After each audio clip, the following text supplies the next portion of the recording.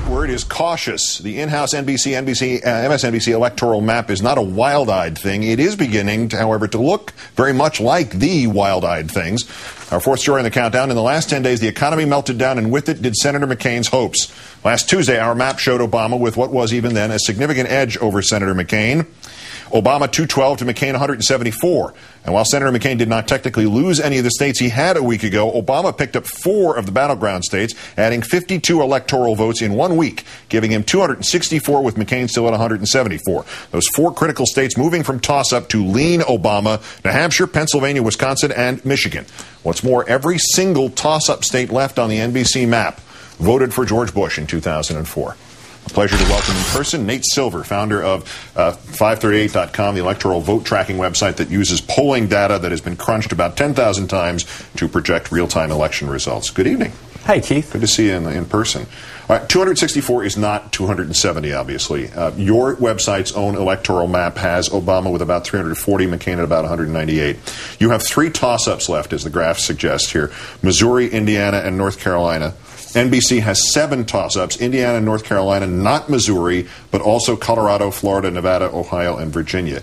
Is NBC being conservative with a small c? Are you being too generous? What's the difference and why? I think you guys might be a little bit conservative on some of these states. Certainly a state like Virginia, where there have been multiple polls out showing, not just a small lead for Obama, but like a 7, 8, even 12-point lead in one case. Florida, the depth of the polling there is very strong, showing an Obama mid-single-digit lead. Maybe not Ohio. Ohio, I think, is still a toss-up. But these kind of states along the East Coast, even North Carolina, where we see the new voter registration really kicking in. A lot of people moving in who were from the East Coast or Democrats down there. Obama's getting those people to turn out. They registered 37,000 Democrats, last week in North Carolina. Wow. That's 1% of the electorate. So it's it's going up a little bit at a time every week, and that plus the economy is killer for McCain. Well, but what can still change this? Is there any hope that this new, obviously, and to some degree announced sludge strategy can do anything? I mean, could it take back Pennsylvania, for instance, because of in the region between Philadelphia and Pittsburgh? Well, if you look at the polls that came out today, kind of after they began this over the weekend, this was maybe the best polling day Obama's had all year. It's not always a one-to-one correlation. There's a lot of noise.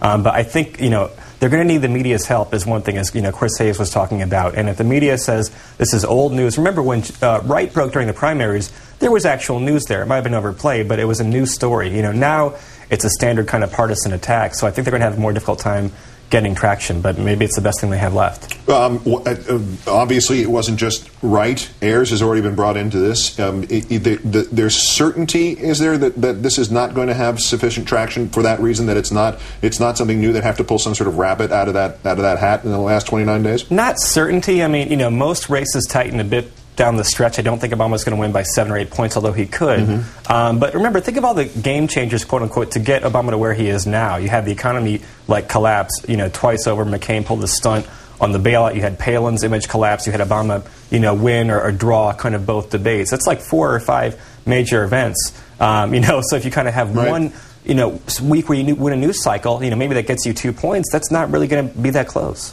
And the words of all of the pollsters and all of the analysts of all of the pollsters have been pretty much the same. They've all seemed to be synonyms for solidifying in the last. I heard the map is hardening. I heard it's gelling. It's firming up. What the hell are you guys talking about? Is it, in fact, cement setting? Well, that's part of it. There's so many states now where Obama has a lead. I mean, again, in Virginia, these are 7 or 8 point leads that he has. Extraordinary. Yeah, I mean, even if McCain got it back to a tie, remember, the early voting helps Obama. He's locking votes in now when he is at a +6 or a +7 nationally. The turnout operation, where 40% of Georgia's turnout so far, for example, is African American. In 2004, it was 25%. So they're getting their vote out already in these early voting states. There have been lines at some precincts in Atlanta a month before the election. So they're going to get their vote out. That makes it even harder for McCain to kind of catch up. So is there anything from the polling that suggests what McCain might actually do that would be useful to him, and rather than self-destructive? I don't know. They had made some traction with, I think, Catholic voters before in places like Pennsylvania and Wisconsin, maybe talking,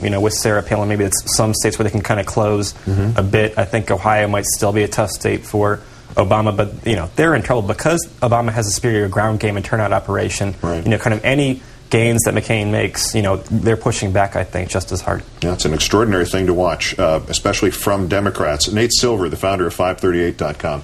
Thanks for coming in, Nate. Of course, Keith. Thank you.